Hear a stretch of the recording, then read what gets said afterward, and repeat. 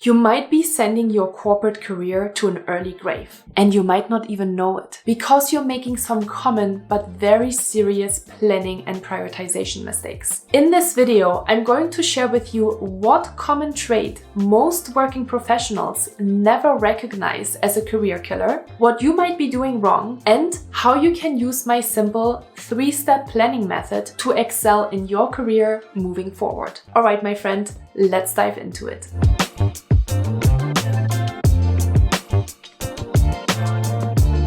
To start, you probably wonder if this strategy applies to your corporate job title as well. Well, I would too. Here is what I know about you. I know that you get easily distracted by fire drills and last-minute requests. By the end of the day, you are absolutely behind on your own projects. So you work until late in the evening and during the weekend in order to catch up with your own projects. And over the course of time, this makes you feel pretty frustrated and resentful, or even burnt out. No matter what corporate job title you have, no matter if you are an individual contributor, a manager, a leader, or even an SVP, if you fail to recognize and learn this important trait, you're going to have a very hard time climbing the corporate ladder. Alright, to start, let's just list a few of the most common traits that can destroy your career. Poor communication skills, a negative attitude, inflexibility, resistance to feedback, and a lack of self-awareness, just to name a few. But it still bears the question, what is the number one trait that you are currently not recognizing as a career killer? When I first felt signs of burnout 7 years into my corporate career, I had a hard time pinpointing what I had done wrong that got me there. At that point, I felt really overwhelmed and stressed on a regular basis by the ever-changing demands of my role. So I went ahead and I tried to fix the problem with different things. For example, I started a morning routine, I tried to work out more on a regular basis, and I also started a meditation practice. But none of these things actually helped me to excel at my career. It wasn't actually until a little bit later, when I started this business, that I had a big realization.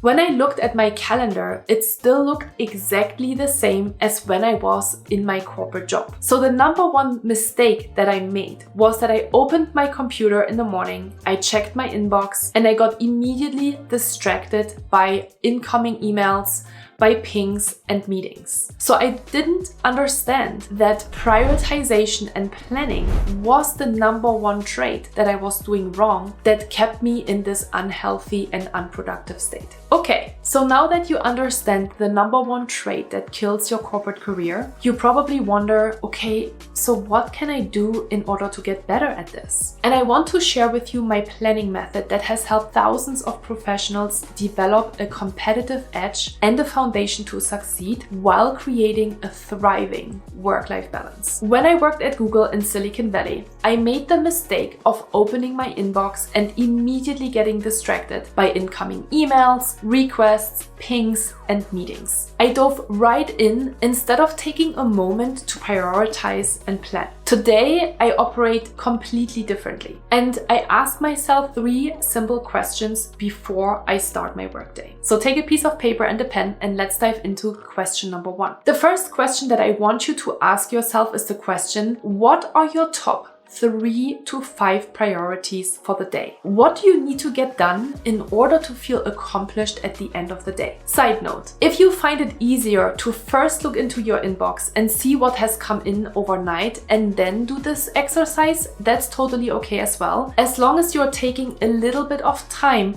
in between checking your inbox and really getting into action to plan and prioritize. All right, in the second part, you need to ask yourself the question, how much time does each of these tasks require? So for each of your top 3 to 5 priorities for the day, how long do you need to complete their tasks? Maybe it only takes a few minutes, so you can bundle some of these things even together, but some might require some more time. You might need 60 or 90 or 120 minutes of uninterrupted time to get these things done. Caveat: at the start, you might find it kind of difficult to evaluate and estimate how much time you actually need to complete a task. And that's absolutely normal. Trust the process and know that over time you're going to get better at estimating how long it actually takes to complete each of the projects that you have on your to-do list. Once you have your priority list and you know how long each of these tasks will take, you need to go into your calendar and you need to plan your day accordingly. In the third and last part, you need to now obviously start to plan your day. So you have your priorities, you know how long they will take. Now you need to plan accordingly. So open your calendar and take a look at when you are actually going to accomplish each of these tasks and create space for it. So you can ask yourself questions like, what kind of meetings do I have today? Are they important? Can I move them? Can I delegate them? Can I postpone them? Can I cancel them? Do I actually have to be on these meetings? Can you block some of these meetings together in order to create space to focus on your tasks and avoid working in the evenings and during the weekends to get your things done? Remember, it is really important that you manage your time because nobody else is going to do it for you. It's a very simple method, right? 3 questions. What are your top 3 to 5 priorities for the day? How long will they take? And when are you going to get them done? It's simple, yes. Will it be easy? Probably not, because it is a new skill that you have to develop in order to thrive and excel in your career. And if it would be easy, everyone would do it. So trust the process and know that it will take time to create this new habit. If you need help with that, I actually meet with professionals every Monday at 8 a.m. PST in order to help them create this new habit. You're welcome to join. You can find more information in the notes below, or you can create your own accountability group and help you set up your day every single day the same way in order to hardwire your brain into this new behavior. So these 3 simple questions will take you a maximum of 10 minutes in the morning before you start your workday, and they're going to completely change the way you feel and how you excel in your career. Why? Because you're going to start your day with intention, with clear goals, and at the same time, it's going to be easier for you to start to set boundaries and identify what you should actually say yes and no to. Or wait a minute, will it? Here's a little caveat. When we are talking about planning and prioritization, it is absolutely imperative that you also learn how to set boundaries and say no to people. And I know this can be a little bit tricky. So make sure to watch my simple guide on how to set boundaries next. I appreciate you so much. See you in the next video.